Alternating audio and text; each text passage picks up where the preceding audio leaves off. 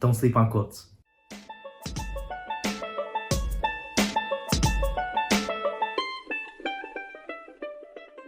Hi, I'm Camilla. And I'm Kang, and we are the Five Resellers. Today we are talking about quilts. So we have recently been selling more quilts online, and the reason we have been interested in this is that when we were at the Goodwill bins, we stumbled upon some really beautiful quilts that we wanted to rescue.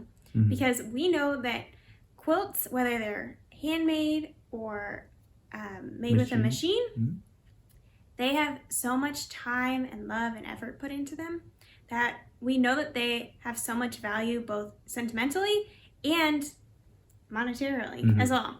So we decided that we wanted to rescue that quilt and found that it was a really good deal for us. So yeah, very valuable. So we want to teach you a little bit about that and show you that there's a lot of money and value in this. And to the quilting community, if you stumbled upon this video, we appreciate all the work that you've done because we know that it takes a lot of time and effort on your part. So as resellers, we should keep that in mind. So those of you who are going to be finding these and rescuing them to sell online, we really hope that you be respectful of the quilters' time and talents. Just make sure that you're taking good care of them because some of these are incredible, right? And this is just one of them that we recently picked up. So now we're going to go and share our screen to show you some sold comps, comparables, that showcase some of the keywords and some of the different terms that you need to know if you're selling quilts. Okay, so here we have the whole category of collectible quilts, bedspreads, and coverlets, and we filtered it to be just the sold listings, and then we sorted it by price highest first. So these are the highest sold in the past 90 days. So you can see up at the top you have the first one is an Amish quilt, and we'll get that in more detail in just a minute. But a lot of these ones that have sold for a lot of money, over $700, those ones are from the 1800s. So we are not going to go into too many of those because we think that those would be more difficult to find. But you can see just how beautiful some of these are and some of the keywords that people are using, like museum quality, antique, that sort of thing, and trying to date them as much as possible. And if you scroll down, you can see all the different patterns and just the different colors that there are. And this black and white one, that one was for the Equal Justice Initiative, and so that one is black and white except one piece is red, so that's a really interesting quilt there. But we're gonna go into some of our favorites and some of the ones that we think will be indicative of the types that you might find, and talk over some keywords and some, just some things that you might want to be on the lookout for with quilts. Why don't we get started with some of the ones that we think you might come across, some of the patterns that, hopefully you can stick at the back of your brain, and when you come across them at a yard sale or an estate sale, then you can snatch them up for a good price. So this first one is an Amish one. We found it had sold for $1,300. And so you can see that it is a really cute pattern. The visual quality of quilts is really important. So the more interesting it is, or even just kind of folksy it is, the better. And so this one has hearts on it, and it's obviously very well done, and people really love Amish style things. So if you are out and you see something like this, you might want to look it up and check it out, because this sold for so much. This was the highest sold in the past 90 days. So that just goes to show you that it doesn't have to be antique. It doesn't say anywhere on here that this is antique, just that it's Amish. So that's something to be on the lookout for. Scrolling down, you can see that they've got a lot of great information here. If you want to read through that, you can either pause this video or find this listing. Moving on, we've got this rare 1850s, 1860s quilt. This one, again, is a really, really beautiful and unique quilt. And you can see it sold for so much, even when, if you scroll through the pictures, there's some staining on it. Yeah, look so at that. even with that, it still sold for almost $800. Yep. And the reason it did is that it is very old, and it also has this vine along the edge, which is called sashing, and so that made it really unique. And this is an applique quilt, which basically means the flowers and the vines are a separate fabric that is sewn on rather than patched together. So there's one white piece of fabric that all of the rest of everything is patched onto, is sewn onto, rather than each piece being sewn together. We'll give you an example of that soon here. So that is a keyword to have in your back pocket to differentiate between applique and patchwork quilts. So moving on, this may be a more common pattern. It's called the double wedding ring pattern. So this is a common one that we saw a lot in the high solds. So this is a pattern that people are looking for. And you can see that on here there's a lot of different kinds of fabrics in the patches, and the patches are very small, which is something that gives it more value. And although this listing doesn't say it in the title, I believe that these patches, the small pieces in the wedding ring, might be feed sack fabrics, but we'll talk a little bit more about that next. But you can see part of what makes this go for so much is that it is a large quilt, and something with selling quilts is that you should always include the measurements and then try to look up a size chart for blankets of what size bed it would fit on, because a lot of people don't necessarily know what size their bed is, but they know that they have a queen size bed. Right. Moving on, we have this other pattern that is very common as well. It is called the flower garden. Usually it's called grandmother's flower garden. This is another one with very small patchwork pieces, and so that again gives it value. And this is another pattern that we saw often in the higher sold listings. So this is one that people are looking for, and we have had experience selling this pattern ourselves, and we sold a quilt for $100 in just a matter of hours. So this is definitely one to be on the lookout for. And you can see on here the edges are scalloped, so that is also something that people like. Yeah, you can just see that this is a beautiful quilt. It's in amazing condition. Something with quilts is that, at least from our research, it seems like it matters more that all the pieces are still intact, much more than if there are stains or things on there. So if you're debating picking something up and it has rips in it, you might not want to, but if it has some markings on it, it might still be worthwhile. Yeah. So this fifth one is going down in value, but it's something that you might, easily see that, this looks unique. It has a fan pattern just going over and over again.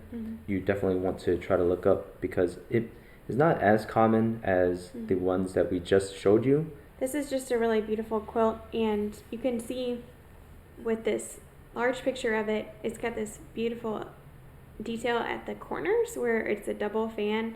It just is so beautiful. So this type of quilt that is very kind of feminine and delicate with the materials, that's what people are often looking for when they're searching for quilts online.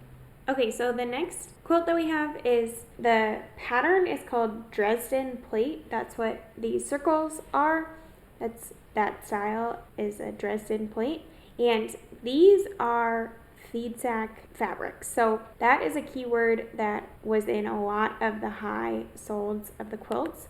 And feed sacks are in the 1920s to 1940s, maybe even into the 50s. People would order feed for their animals, or some of their food would come in these big sacks, and they would be made of fabric, and each company or store would have a different pattern on them. And so they are very sought after because they are really unique. They're bright like this, and so quilts that were made with this, because often women would reuse that fabric because free fabric, that they got the food in, they would use it for quilting. So it's an indicator of age, and just people love to use them to sew because it's very retro, very, old school. And then this also has a border on it that is called an ice cream cone border. So that seemed to be kind of common with the Dresden plate because it's a similar shape to what's in the patches throughout the quilt. So yeah, that is a really beautiful quilt. So no wonder it sold for over $200. And the listing says that, there's a dirty spot. So like we mentioned earlier, as long as it's not torn, it should still sell very well. So just one dirty patch there still sold for over $200. Okay, so this next one is really interesting because this one might have been from a quilting bee. So it looks like each of these squares is called a quilt block. And so you can see that there are all different types of quilt blocks. And what it might have been was that, all these women would get together and they would bring their blocks with them. So one person would do one type of block and they would make multiples of it, and then they'd bring them and exchange the blocks and then sew them into a quilt. So this looks like something like that, to me anyway. So you can see that it sold for almost $200, and it just is so interesting. So I think the interest factor of kind of how bold it is and bright helped it sell. We're throwing this one in here because this one is a rag quilt, and you can see that it's got such fun blocks where they're a bunch of llamas. So you can find really interesting ones like these with such a unique theme that it's worth considering, it's worth picking up. And this one is queen size. It sold for $130. Not as much as the other ones that may be vintage or older, but even with something more recent with such a fun theme, you can get over $100 for it. Yeah, exactly. So don't discount something just because it's not vintage or antique. That doesn't mean that it's not going to sell well. So this one is really interesting because I actually think it's a missed opportunity. I think what happened with this quilt is this person did not know very much about it. And it has a date on it. That's why this person has 1882, is that date was sewn in. But their keywords are not very good compared to the ones that have sold higher, because this pattern is called log cabin, and that was a pattern that was used in the 1800s. In 1882 it might have been used, and they don't have the name of the pattern anywhere, but instead it put psychedelic and that sort of thing. So it didn't attract the right buyer. I mean, it still sold for $130. So that's something to keep in mind, is that even if you don't know a lot about the quilt, doesn't mean that you can't make good money on it, but you might not make as much money as you could. So I think that this quilt would have sold for a lot more if she had, or he, I don't know, is it a man or a woman selling this quilt? I'm just assuming. But if they had put in the correct, terminology. So that's why we have been researching a lot with these quilts, is that we're trying to get the correct terminology, because essentially that creates trust between you and the buyer. So it lets the buyer know that you know about this topic, and so you're a trustworthy person to buy from. One other possible reason why it sold so little is that it was simply a 5-foot square quilt. So as we said earlier, the size of the quilt does matter depending on if you're putting it on a queen size bed, a twin size bed. So essentially, the more amount of fabric it is, the more amount of work it took, and the higher it's going to cost. So that also probably played into it. But considering it's so old and so well made, we still stand on the idea that if they had used the right keyword, probably would have gotten more money. So next is another one that they didn't use very many keywords, and some keywords that we might have used for this is, again, it looks to me like it's made out of feed sack material, and these look like they could be either flowers, or they also look like they could be butterflies in there. Yeah, or moths. So it's a really beautiful quilt, but the pictures are a little bit blurry or not very well lit, and they don't have a good one of the whole quilt as the first picture. So just keep in mind, just like any other eBay listing, you should have good pictures, right? Well lit, things like that. You definitely want to show these off because that's very important, and quilts are no different. Exactly. And if I were making this listing, I would have included the size in the title and all of that. So it just goes to show you that people are out looking for these, and the lower priced ones, people I think are going to try to flip them for more, or just looking for a really, really good deal, you know. So that's just something to keep in mind. So, you know, it just shows that if you find something and it, you know, is in good condition, you can sell it for a good amount of money. So they don't have a lot of description either. The size is pretty good. We really think that they could have gotten a little more money if they had put better pictures and more keywords in there. So we have one bonus item for you, and this sold for $245. And the first picture is a little misleading because it's not actually a quilt. It's a quilt kit. Yeah. So you would have thought by this first picture that it was actually already made, but when you scroll down, you see that it is a kit by Tula Pink for Free Spirit Fabrics.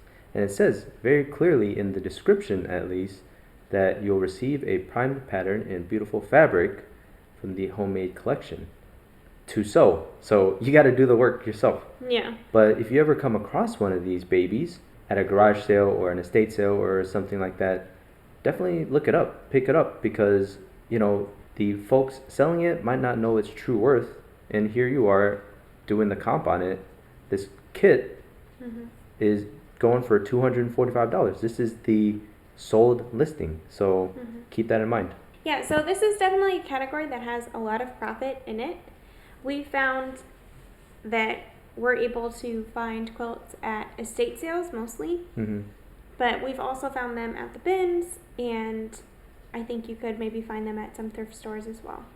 All right, so we saw some great listings, and if you are a quilter or if you know about quilts and you saw something that we missed or just have more information that you want to share, leave it down in the comments below. We would love to hear from you, and we hope that you have some success in selling some quilts as well. So if you do sell any quilts and you feature it on Instagram or on YouTube, use hashtag Don't Sleep on Quilts. And if you're on Instagram, tag us. We'd love to know what kind of quilts you're finding and some of the ones that you're selling, because we know that there's just so much value in these beautiful quilts. Exactly. So thank you so much for watching. We're part-time resellers, and we put out content on this channel of thrift hauls, of what sold, and of category videos like this. So if you're interested in that, subscribe. And if you liked this video, give it a thumbs up. And we will see you in the next one. Keep that passion burning. We love selling these quilts. I hope you find a lot of value in this video. We'll see you later. Bye.